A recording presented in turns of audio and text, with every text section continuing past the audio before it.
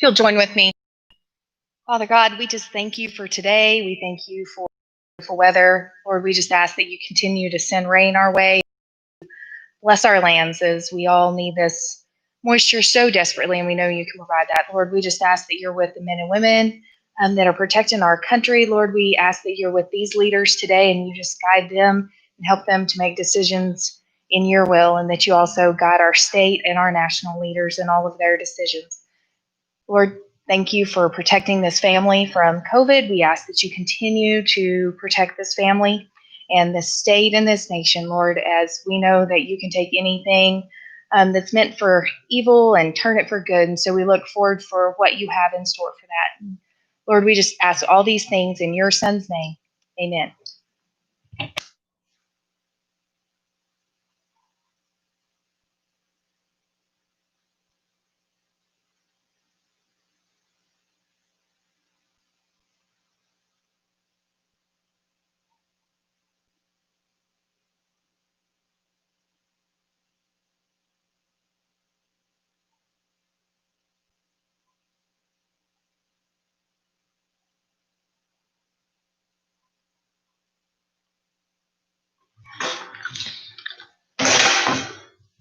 Okay, our first item is approval of agenda.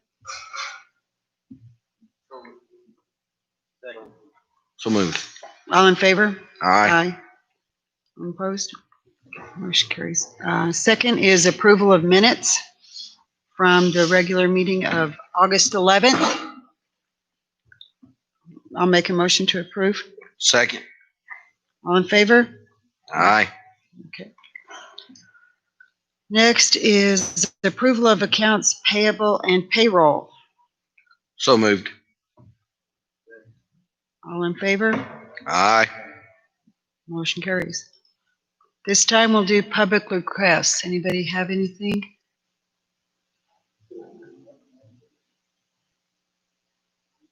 Nothing?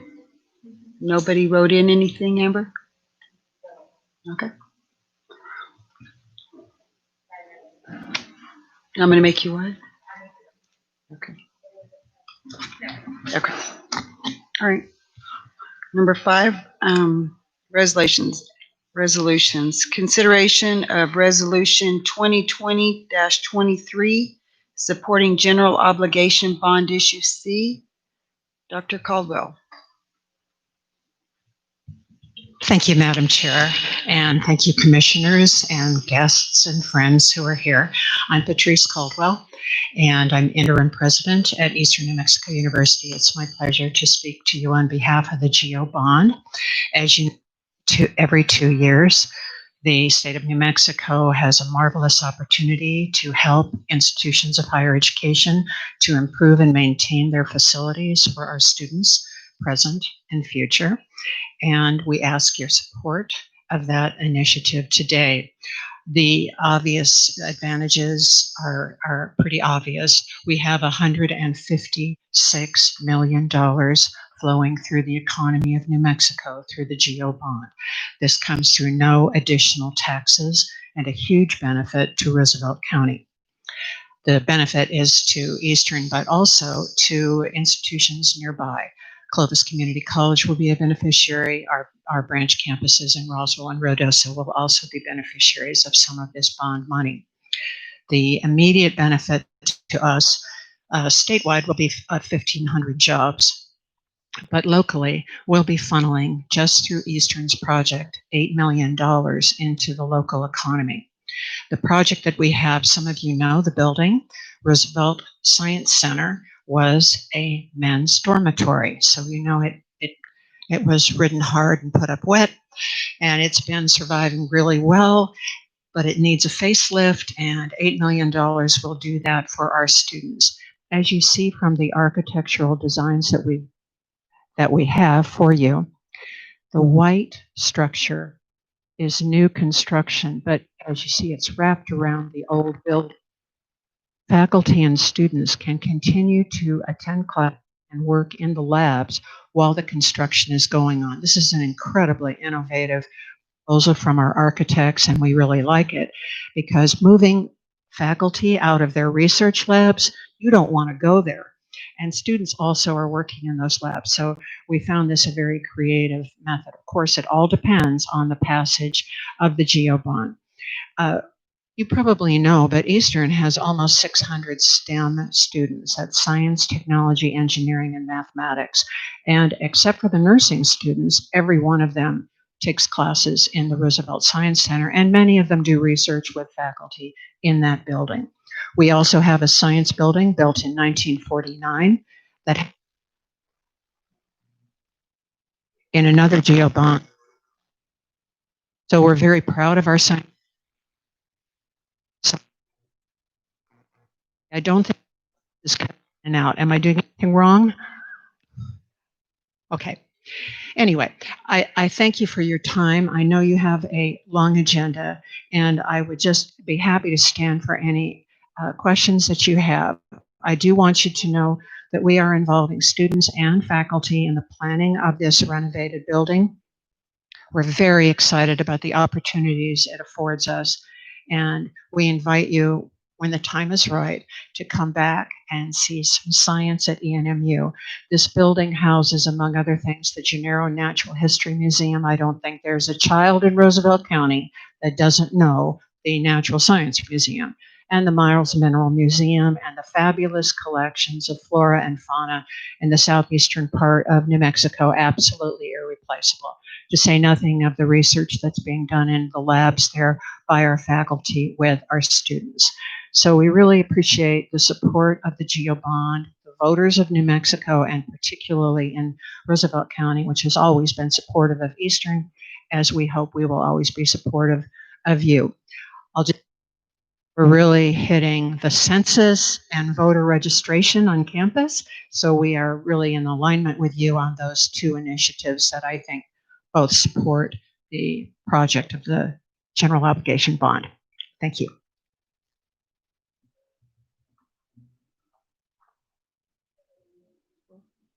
I have none.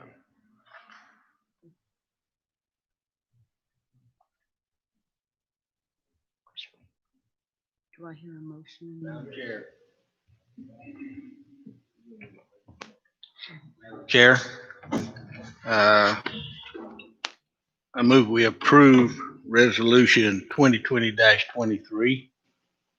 I'll second. All in favor? Oh, it's roll call. Paul? Yes. Yes, Yes. motion carries. Thank you very much. Okay, next is consideration of resolution 2020-24, adopting an infrastructure capital improvement plan. Carol Acosta Flores.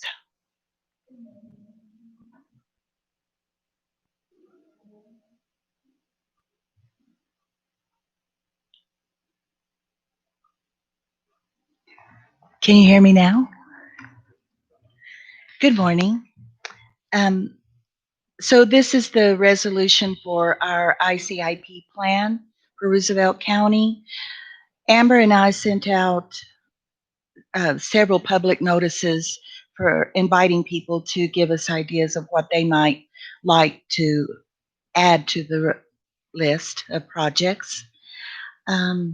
We did have only one public request, and that was for an assisted living community, like single separate modules.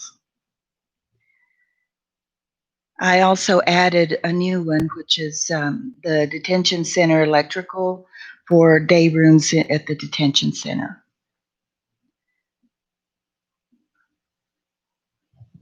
We sent out, well, I sent out notices to the departments, and nobody had anything to add to the projects.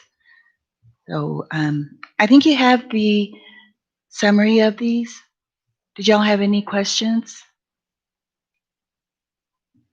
Commissioners, I would just add that the list that we keep this working, this is a great planning process for the commission. And so we tend to roll off those projects that are funded like the La Casa roof renovation or the HVAC renovation projects. So those have all rolled off to be completed with this round of capital outlay funding. And what we've done is move up the next ones in our projects, or if something arises that becomes much more problematic, like following, following the hail damage, we see that the roof at the detention center has now become a very big priority.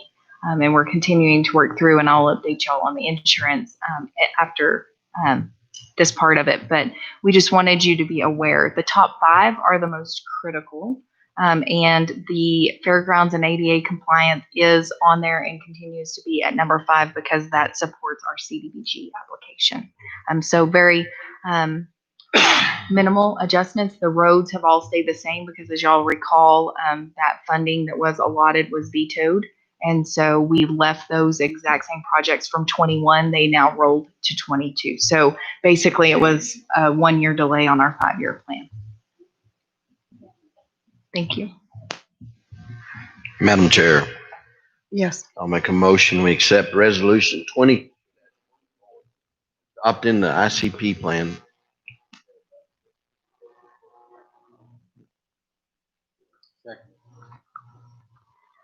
Okay, we got a motion and a second. Paul, how do you vote? Yes.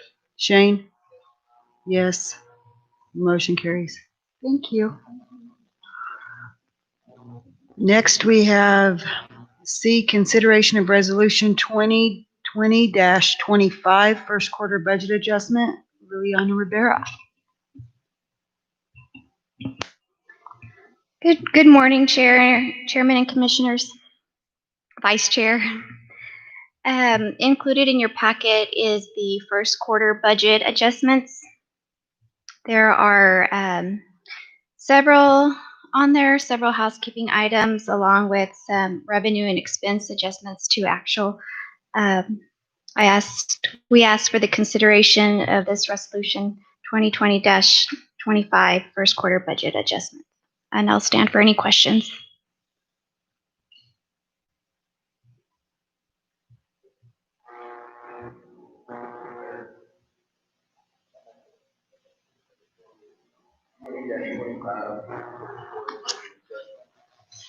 I'll second. We have a motion and a second. Shane, how do you vote? Paul? Yes. Yes. Motion carries. Thank you. Item D, consideration of resolution 2020-26, participation in local government road fund program administered by New Mexico Department of Transportation, CAP Road Plan Amendment. Carol. Yes, so this is the initial resolution, but we did an amendment because the fund was decreased, so we had to decrease the termini on both of these. And what we got is CAP and co-op. And I stand for questions on this. Yes. Move with resolution 2020-26. Second. Okay. I vote yes. Shane? Yes. Paul? Yes. Motion carries. Thank you. Thank you. Madam Chair, Yes. I make a motion. We accept resolution 2020-27 for the co-op road plan amendment. Second. Have a motion and a second. Paul? Yes. Shane? Yes. Yes. Motion carries.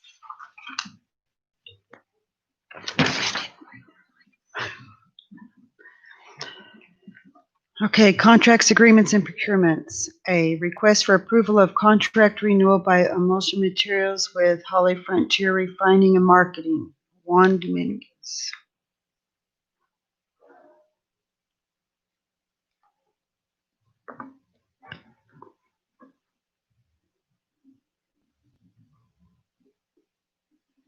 This is a renewal of a contract with our emulsion company that we use.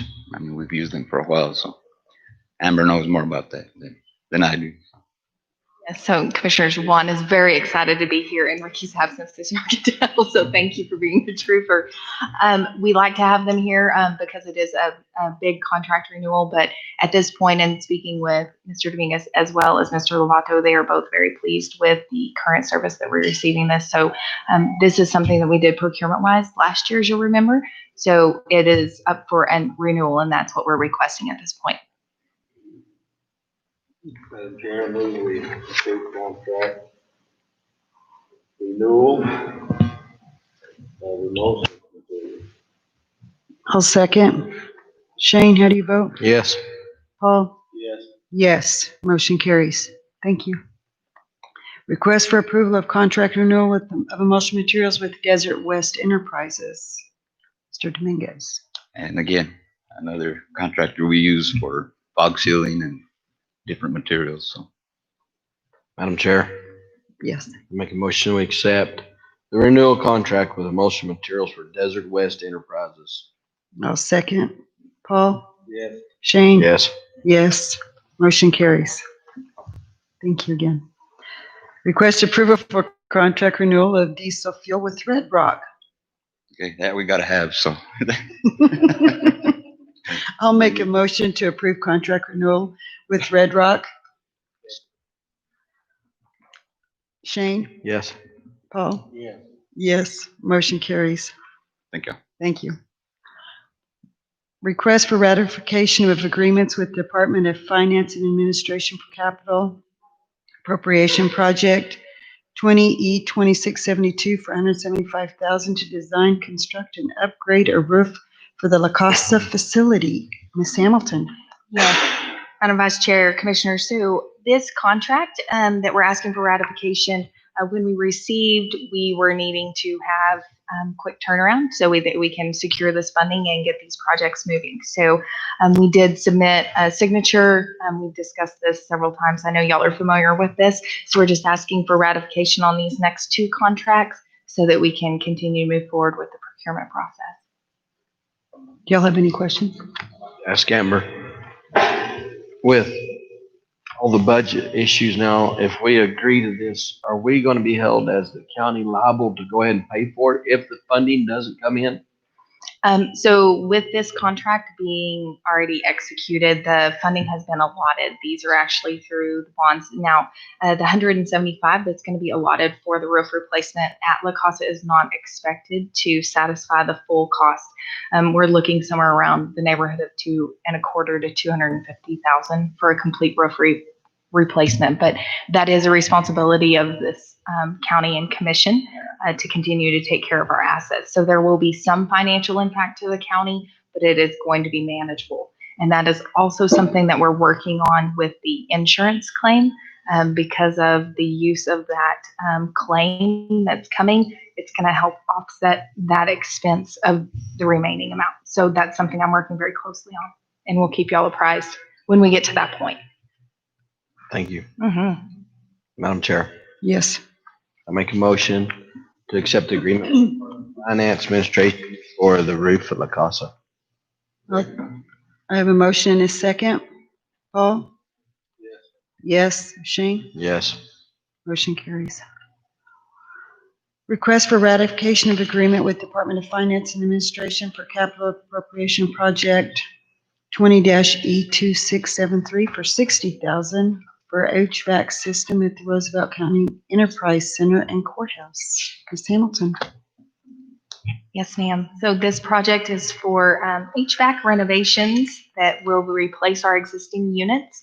We have 5 at the Enterprise Center, and we will have 4 at the courthouse. The third floor was not, and the meeting space of the third floor were not renovated at the time in 2014 and 15 when they replaced all of the rest of the HVAC units in the courthouse. And so we're just trying to get them up. It's part of our ongoing facilities long-term management plan.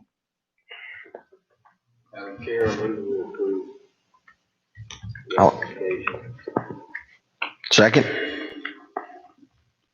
Got a motion and a second. I vote yes. Paul? Yes. Yes. Motion carries. Thank you, Ms. Hamilton. Request for approval of contract with Accurate Controls for maintenance and service at the detention center. Mr. Porter. Good morning, Commissioners. I'm asking for you guys to approve the contract with Accurate Controls. This is the company that works with our door control systems and our intercom systems. They come in and provide a service, do inspections, service our equipment, work with our cameras and our camera tracking systems as well. And then they provide maintenance throughout the year. If we have problems or difficulties, we can call and ask for some service for them and assistance. So I'm just asking for you to approve this contract so we can continue that service. And I'll stand for any questions.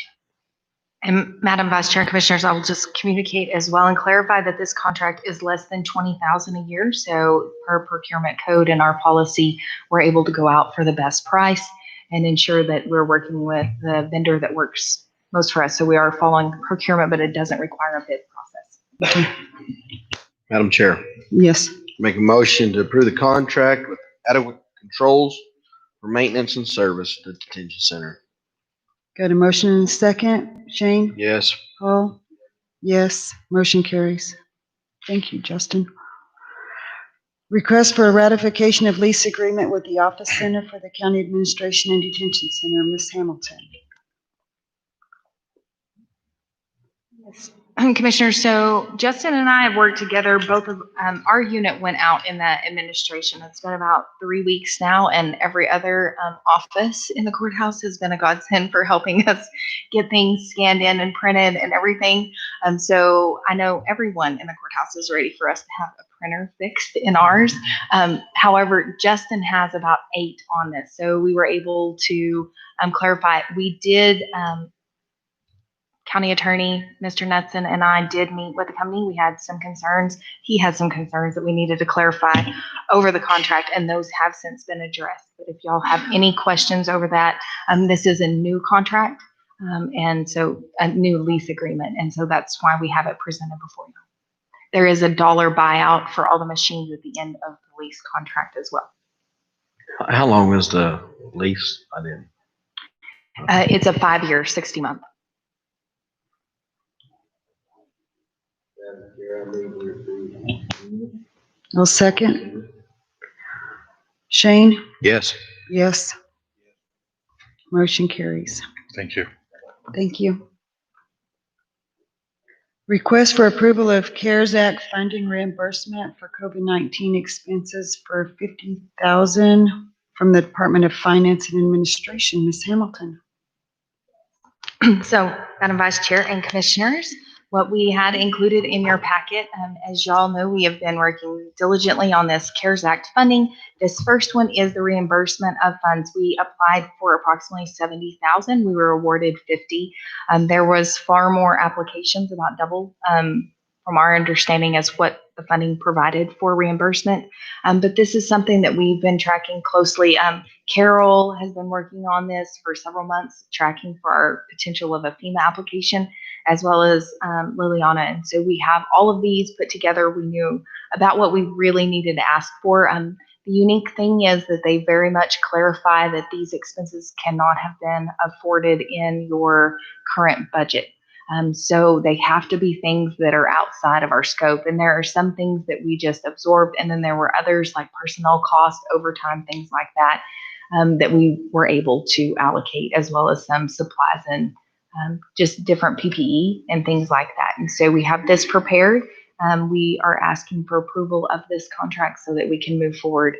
And these monies will be available for expenditures at that point and reimbursement on those. We'll just have to go through the process. There is a training on this tomorrow with the Department of Finance and Administration for all local governments so that they can take us through both the reimbursement and then more specifically the small business that we'll talk about in a minute. I would stand for any questions. So this is just the first step in the process of the CARES deal, or are we already approved? This is once y'all approve the contract and we get this back and have it fully executed with the state, then we will be able to submit for reimbursements at that point. So we've already incurred, yes, we've already incurred expenses that we'll be able to do. And then this contract will be valid throughout the end of the year. And so if we had something else that arose that we didn't have covered, but at this point we felt very comfortable we have this in expenditures. And we also wrote in for the possibility of working with United Way. They wanted to see that we either had child care or rental assistance, housing assistance. And so we did write for a small grant to be part of this with United Way. And we're trying to figure out what that funding is going to look like now, because we had initially asked for 20,000. And of course, we didn't get the full 70. And so it'll be a portion of this, whether it's 10 or 15. So both these CARES acts are just two different deals under the Yes, and the CARES. housing assistance aspect is included in the 50,000. Oh, okay. So the great thing is that we'll be able to contract and partner with United Way. They'll be able to provide that system because they already have it set up within their support. And the numbers that I've been able to work with the United Way director support. We have a substantial need, as y'all are aware, in Roosevelt County. And so we're very excited to be able to provide that as another element of support to our residents. Yes.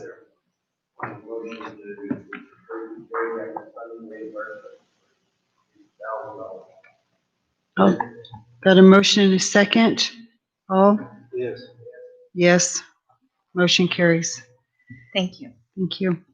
Request for approval of CARES Act funding for small business grants, $239,625 from the Department of Finance. Amber? Yes, ma'am. Commissioners, so again, this is the small business part. This is the grant program that we're very excited to roll out to our local community. We requested $500,000. We received $239,625. And we are, again, attending a training tomorrow so that we can finalize the details in hopes that we will be able to roll out this program to our local community at the end of this month or early in October. We have an application process that we will follow through the state. The state is requesting that we have those submitted. I have initially visited with Commissioner Greider to potentially serve on this as well, try to share the wealth in all of y'all's fun tasks, but as well as Carl Terry from the Chamber of Commerce and Jim Lucero with the Economic Development to just have a small group of 4 to review the applications and go through, because we know that potentially we're looking at applications. The way we wrote our application was up to 25,000, but now with this amount of funding, we can't support that. We would be more looking in the realm of probably about $10,000 in grants. Just to be able to provide, 24, 25 in our community up to. And these, again, are going to be reimbursable based on expenses. The state is setting some criteria. So we will have all of that ready to roll out after our training. Tomorrow, we'll work on that process. On your training, but money be open to every business in the county? It will be open to every business, but they will have to qualify for certain aspects. So they would have to have under $2 million. Owner payroll expenses can't be included. The state has put in several criteria, and they will highlight some more of those tomorrow. But the way that we wrote the grant application, it would be open for everyone. Agriculture included. We tried to hit every retail. We didn't eliminate everyone. We, of course, had to have some of the criteria in there that if they've received additional funding, that will be taken into consideration, but that doesn't necessarily disqualify them from receiving this type of funding. So because the PPP program was so long ago at this point, that money may be extended. So we don't want to disqualify anyone just because they've taken advantage of some of the other programs that have been rolled out quicker. We waited several months for access to this funding. And so at this point, we're just trying to get it out to our communities as quickly as possible. Where will the community go to find information to try to qualify for these small business grants? All of that will be rolled out after the training, and we will have all of that on our website, as well as working with our community partners with the Chamber and Economic Development to make all of that available. But we anticipate there will not be a problem. We will have press releases out and everything once we have it ready and set up. Good. I'll make a motion to approve the CARES Act funding for small business grants for $239,625. Got a motion and a second. Shane? Paul? Yes. Yes, motion carries. Thank you, Amber. Request for ratification of intergovernmental agreement with the city of Portales for road maintenance on South Roosevelt U from South Roosevelt Road 6 to South Roosevelt Road 7. Amber and Juan. Yes, Madam Vice Chair and Commissioner. So this agreement we've set forth, and this is actually a project we know we've been working on for several months. This was approved by the City Council at their recent meeting, and Mr. Knudsen did draft this. And in talking with the city manager, we're very excited to be able to work forward. This is something that we started with our partnership with the city and Excel several months ago, as y'all will recall. And so now with the weather supporting this, we would like to go ahead and ask for approval of this so that we can get this into our queue to have it done this fall. And this is just the strip. So the city is technically responsible for you from 6 to 7 because that has been annexed in their trail to go collect the airport.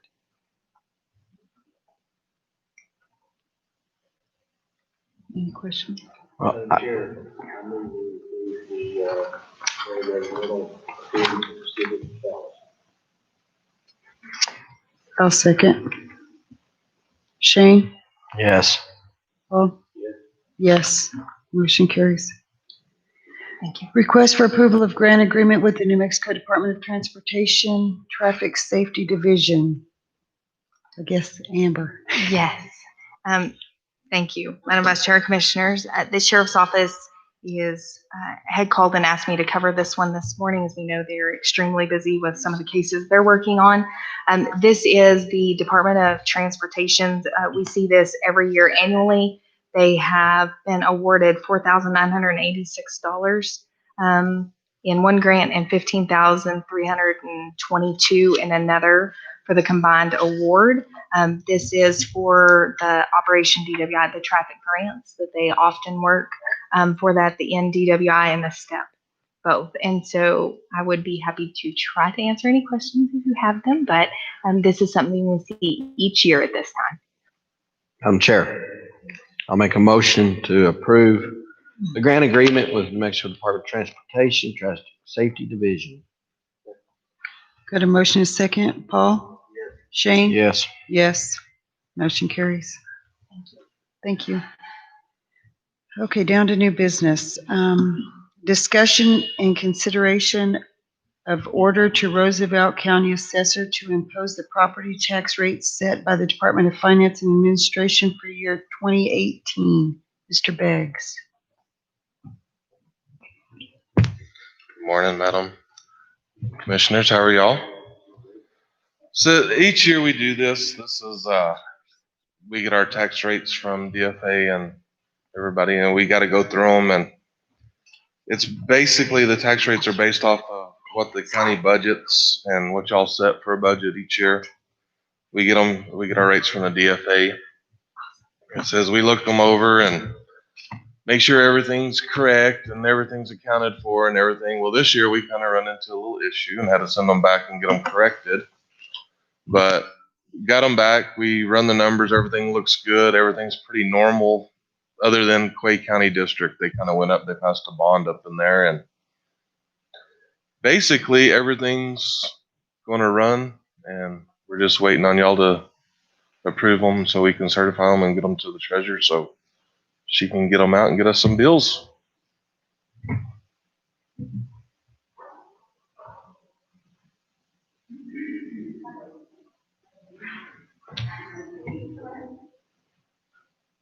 The what?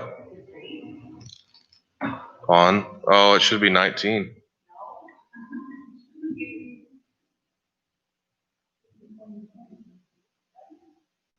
No. Yeah, it should be. Yeah, it's 2020. That needs corrected. I didn't catch that. All right. Yes. Yes. I make a motion to accept the assessor's property tax rate for the year 2020. I'll second. Paul? Yes. Yes. Thank you all very Motion carries. much. Thank you. Request for approval of type 3B summary subdivision replat of block 4, lots 1 and 2. Mr. Montiel.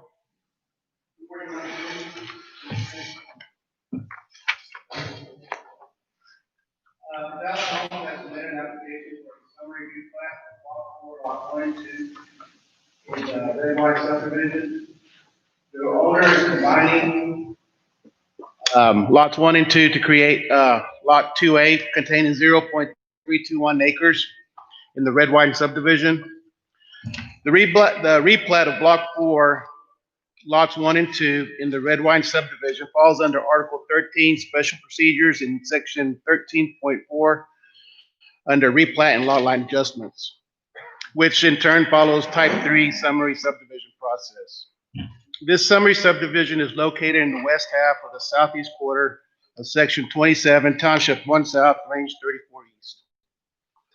This summary subdivision containing 2 lots and are being combined into 1 lot to create Lot 2A.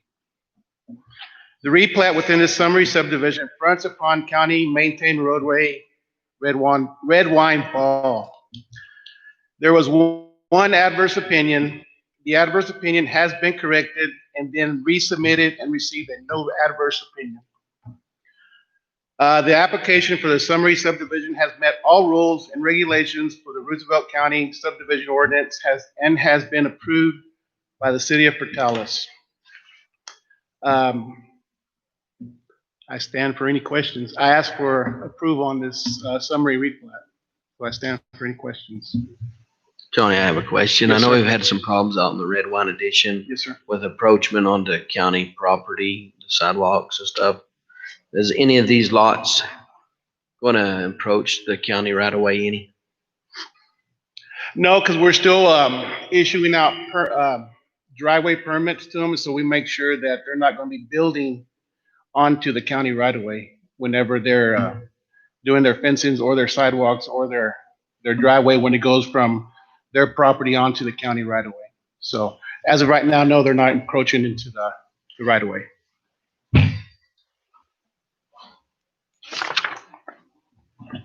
Madam Chair, Yes.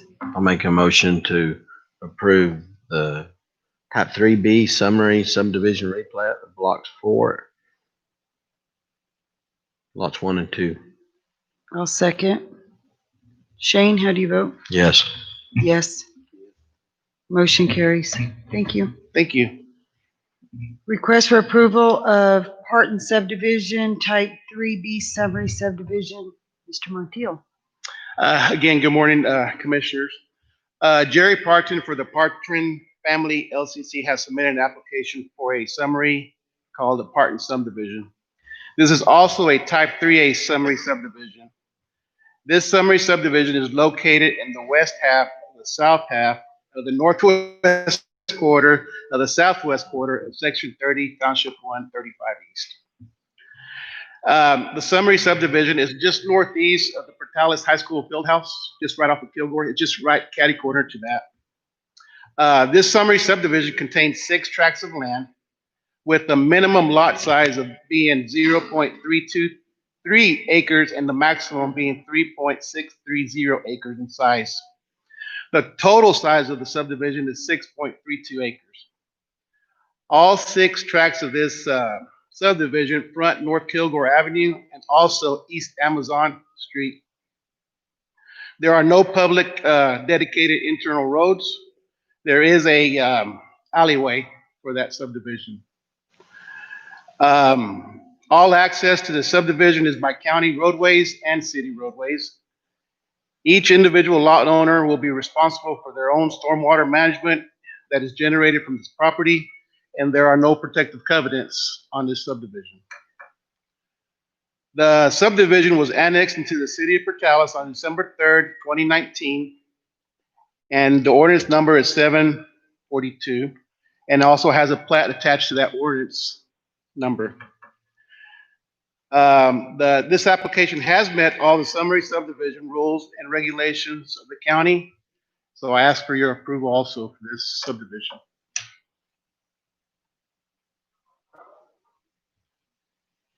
A motion to approve the Parton subdivision type 3B summary. Second. Paul? Yes. Yes. Motion carries. Thank you. Thank you. Request for approval of memorial at the Roosevelt County Courthouse honoring County Clerk Stephanie Hicks. Ms. Hamilton. Yes, Madam Chair, Commissioners.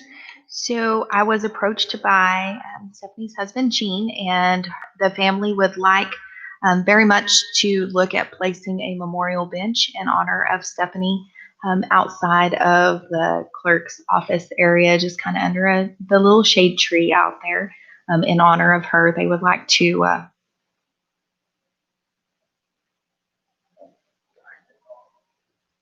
they would just like y'all's permission to be able to have that installed on county property. And they have several people that have been asking where to send memorials.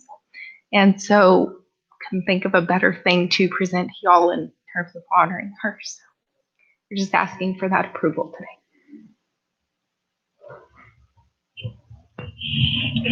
Madam Chair, Yes. with great honor, I make a motion to place this memorial to Stephanie Hicks in front of the courthouse. I'll second. Paul? Yes. Yes. Motion carries. Thank you, Ms. Hamilton. Discussion regarding federal payroll tax exemption. Amber?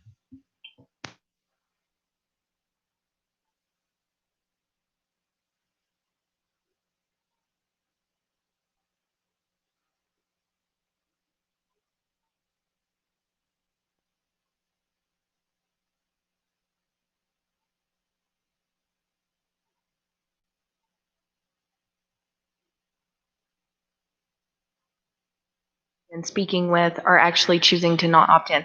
This is not a permanent exemption. This is more of a deferral. So all of this deferral would be placed upon the employees to actually reimburse after the first of the year. This is not something that's been forgiven at this point.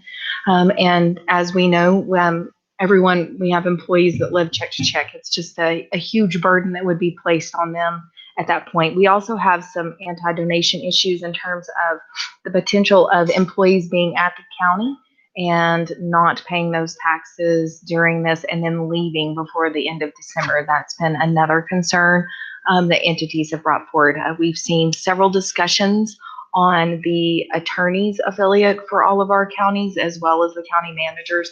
This is not something at this point that I could recommend that the county embrace. I think we would all love to do this if it wasn't a deferral program. It's just that burden that's going to be hitting everyone after the first of the year and after the holidays is going to be incredibly difficult to overcome. So at this point, we don't have enough federal direction. We've been closely monitoring that with HR. It took several weeks for Treasury to get out the needed descriptions and guidance, and even then they were very short, about 3 pages. So we're just missing a lot of the in-between, and it's not something I can recommend at this time. But I wanted to open it up because I'm sure y'all are aware of that and have heard this across the news outlet. And Mr. Knudsen is here as well. He's the legal expert on everything, but this has just been a difficult topic for all of us at this point to just get enough information to have a good opinion. We wouldn't need to take any action. We're not asking for action unless y'all wish. I just wanted it to be discussed in public meeting for you to be comfortable and know that we have looked at this and researched it. It's just not something we feel comfortable offering at this time.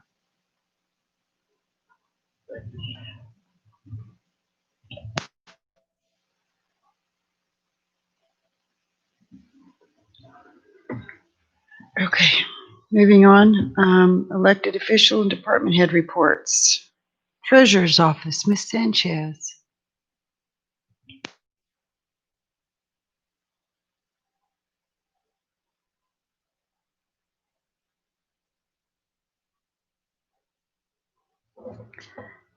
Good morning, Madam Chair, Commissioners, and members. I just wanted to update you on the treasurer's report. This would be for balances in your general fund ending July 2020. Our beginning cash was $2,437,131.30.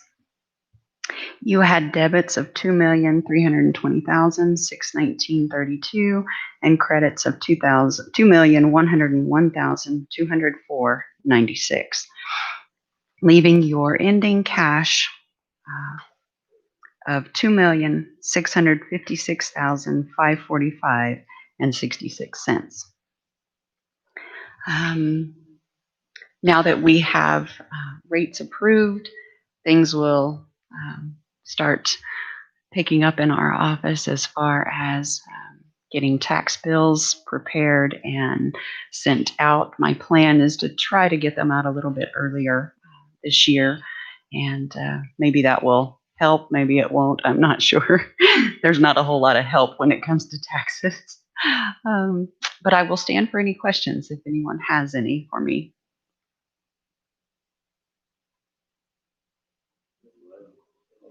Thank you. Thank you. Okay, next up is detention. Mr. Porter.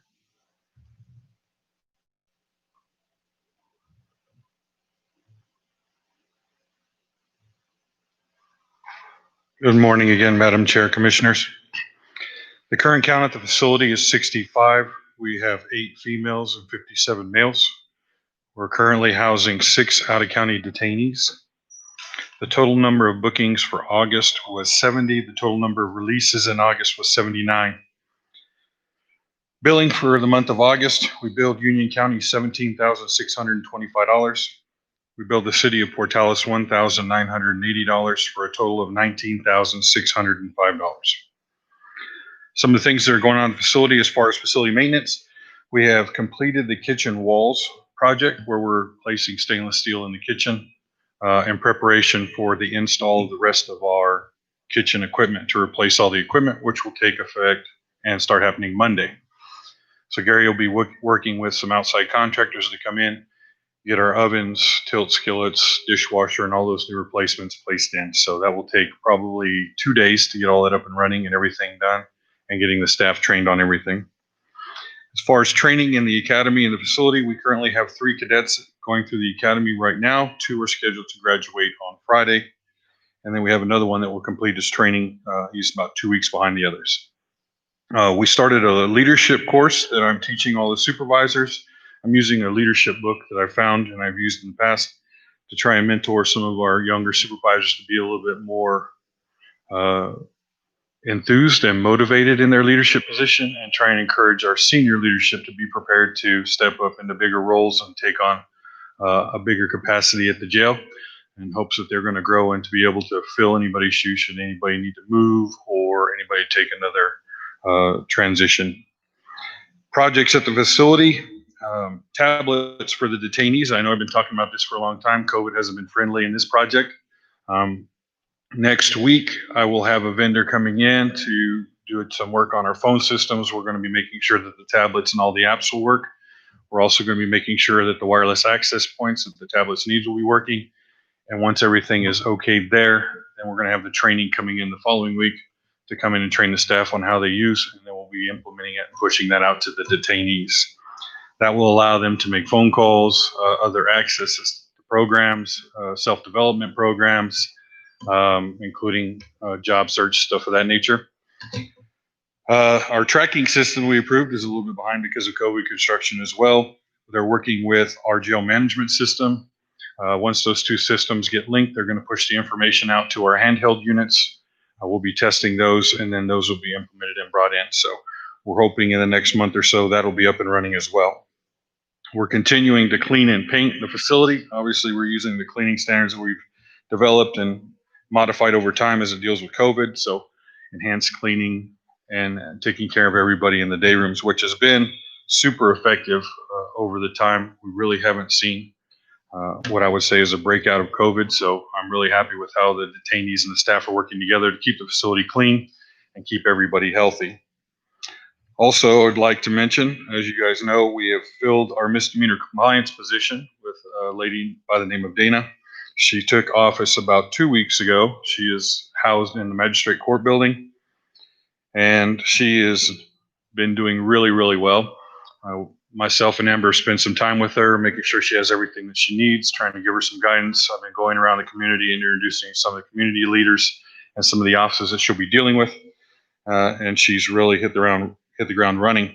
So for the next 2 weeks, part of her job is going to be attending some court training so that she understands what she is expected and what she is allowed to do in her position. And so when that's done, I can only expect that she's going to become more efficient in everything else.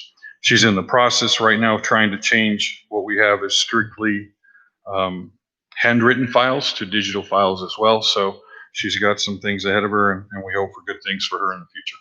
With that, I'll stand for any questions. Commissioners, if I may, I just want to commend again Mr. Porter and his staff. We have had 3 different officers test positive at this point throughout this several months process, and I think it speaks very clearly to the maintenance and the management happening at the facility that we have not had spread at this point within our population. Also, I think we're all aware that we had a detainee come back positive, and that was our first one to experience. Since then, we've been able to learn that it was basically going to be treated as a false positive because that individual was transported in from out of state and was positive with this in July, early July. And studies have shown that it will continue to show positive even when it's not contagious. So everyone in that area that was potentially exposed was negative, and Department of Health has also come back and given that guidance. So again, kudos to the management that is happening over there at the facility in effectively combating this. Thank you, Justin. Thank you. Healthcare, Ms. Acosta Flores.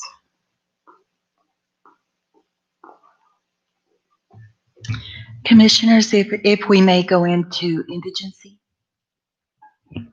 Madam Chair, I make a motion we go into indigent. I'll second. Yes. So I had a total of 21 claims for $5,546.96. I recommend all 21 for approval. 3 for Lubbock Diagnostic and 18 for Roosevelt General Hospital. I stand for questions. Were all these from the detention center or? Yes, sir. Any individuals? Oh. Madam Chair, I make a motion we come out of indigent. I'll second. Yes. Yes. Madam Chair, I'll make a motion we accept the indigent report by Ms. Flores. Okay, got a motion, a second. I vote yes. Paul? Yes. Okay. Thank you, Carol. Thank you. Roads, Mr. Dominguez. One more time, huh? A little bit more. We're down on, in Rogers. We got about 2 days left of laying caliche out there.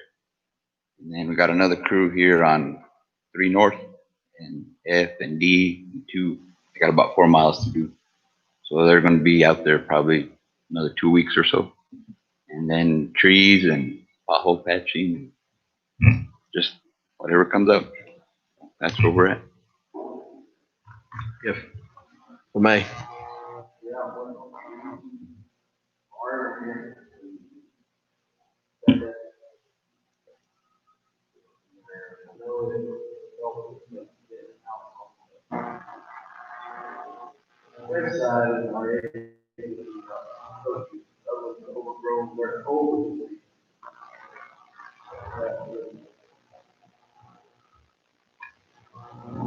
Take care of it.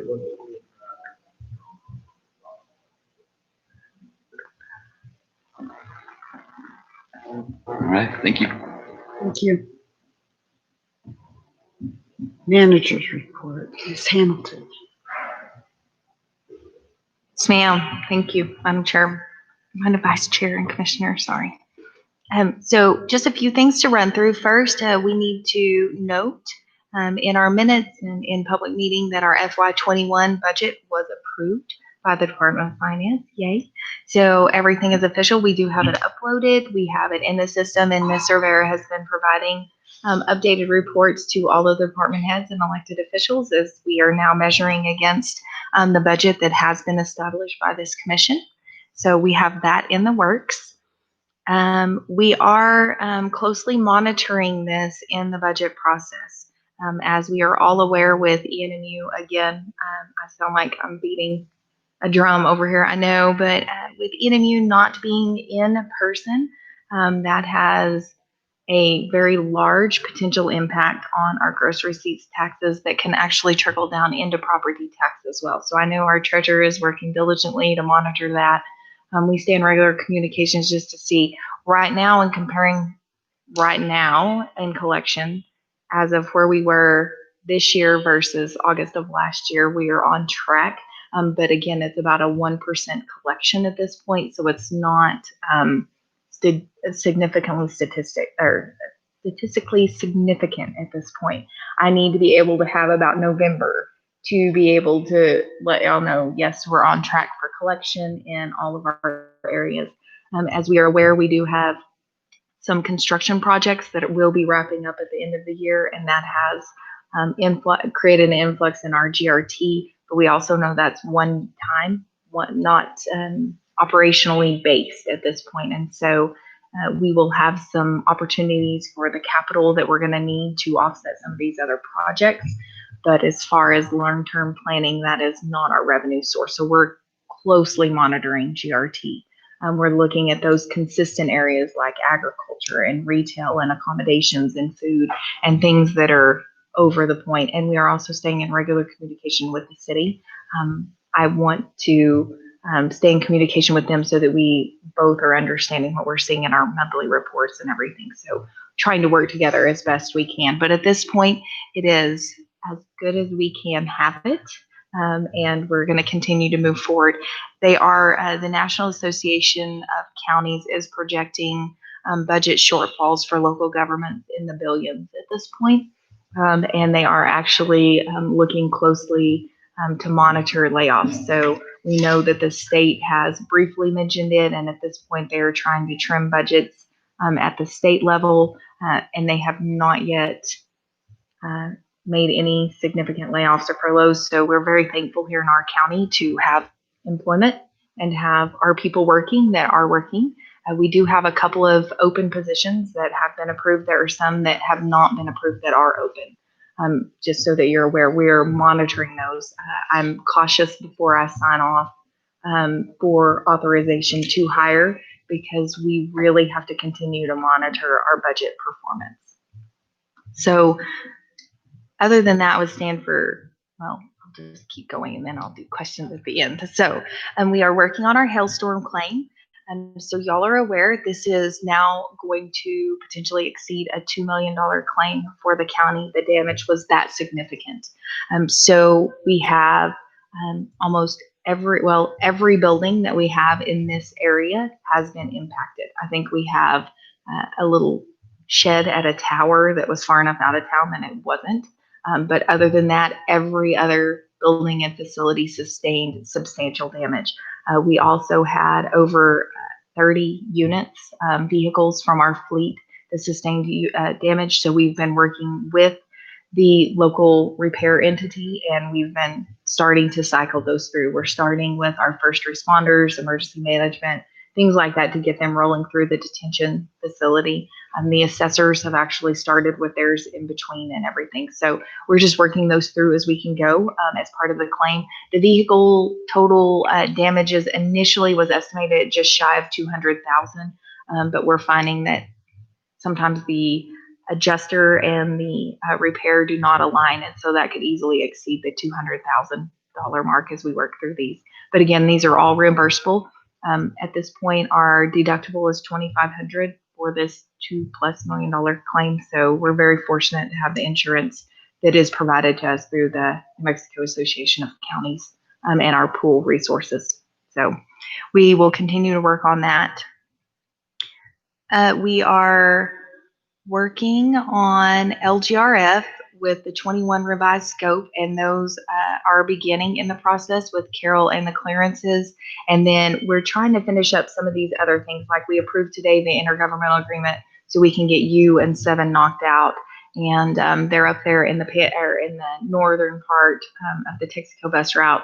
When they were already up there and had their equipment mobilized, there were a couple of roads that needed work in District 2, so they went ahead and did that. So they're just trying to work through a lot of these projects. And then also Corto will finish up school bus for FY20, and we want to get that one closed out. The census is in full-blown last-minute efforts. So we were at 52.8% completed at this weekend.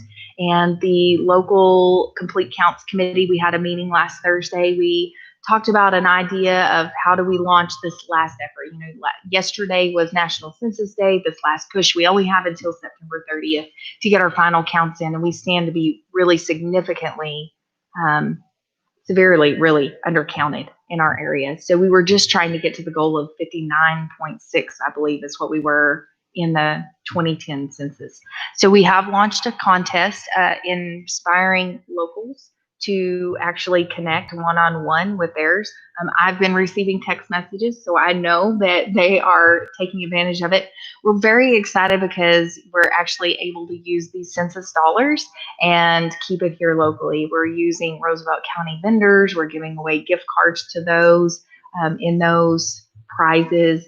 And I know that I've received close to a dozen entries just since we announced it yesterday. So very exciting to see that people are getting out there and contacting this, and we will continue to push this. We have several radio appearances that I have scheduled to make and really bring awareness. But Johnny Montiel has been co-chairing this and really leading the way for the county. And so they've done a great job, our local complete counts. The school districts, Eastern, everyone has just been working really closely together to try to do as much of this as possible. And of course, we are co-chairing with the city.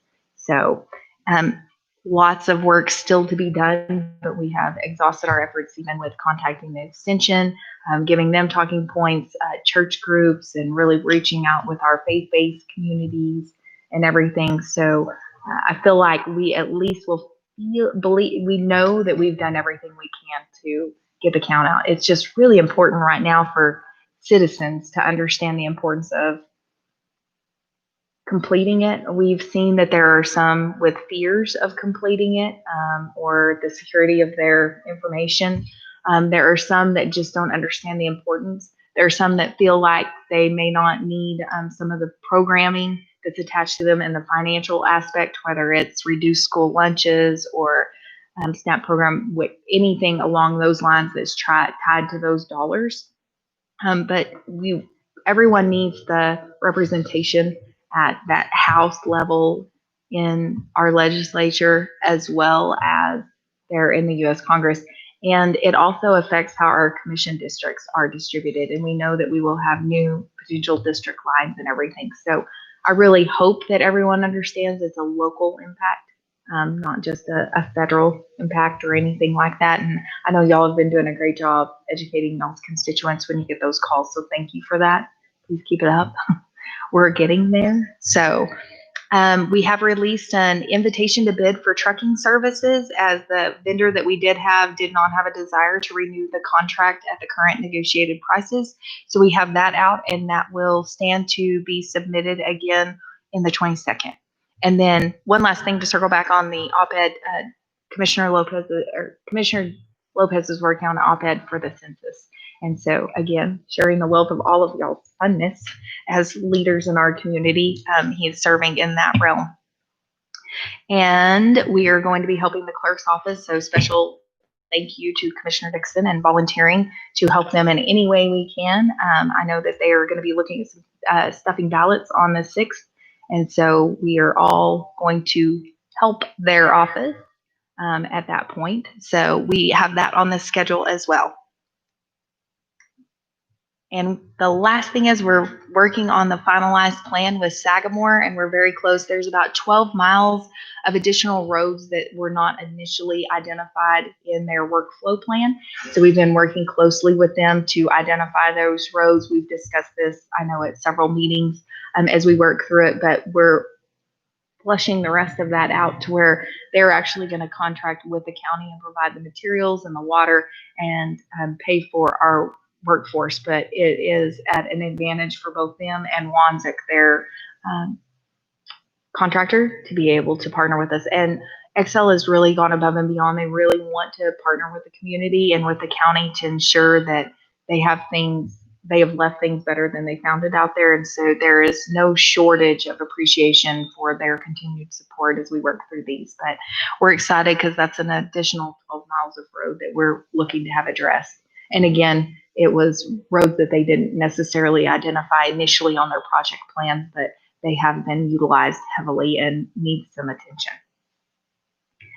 In the end, I would stand for any questions.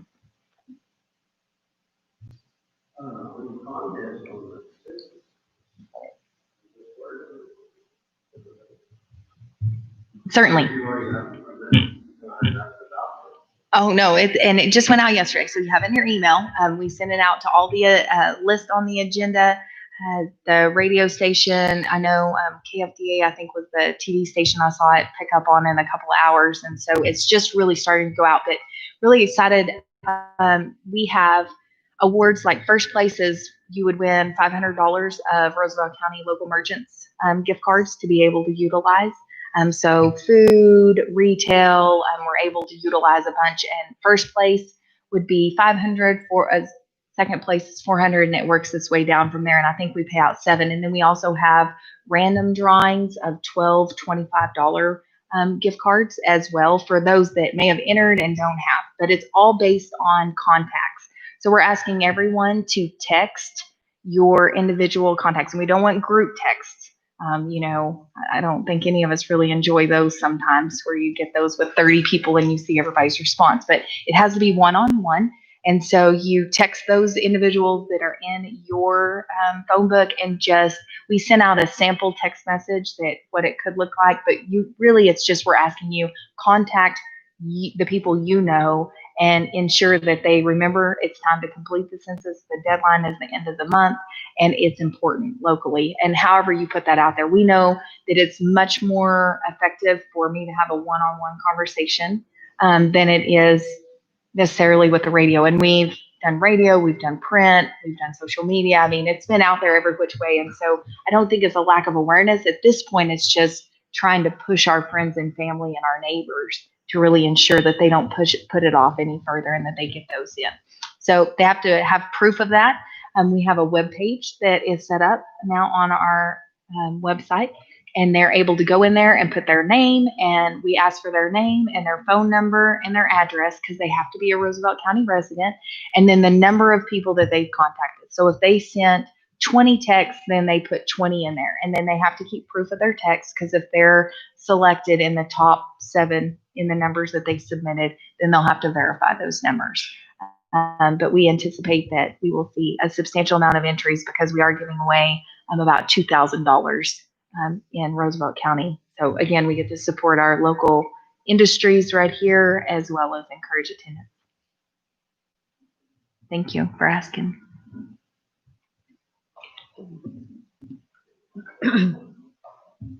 Thank you, Amber. Commissioners, Paul.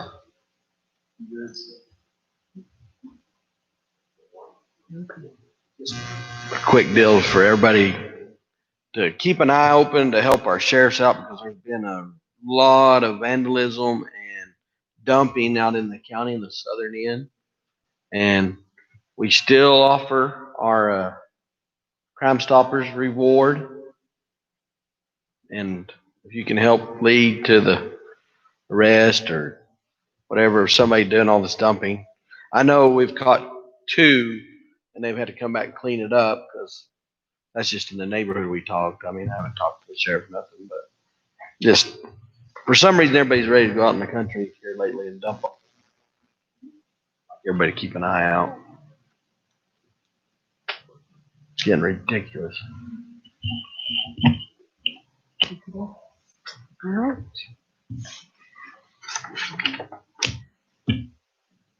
Do we need executive session? What? You are awesome. So we're skipping executive session, y'all. We're at media communication.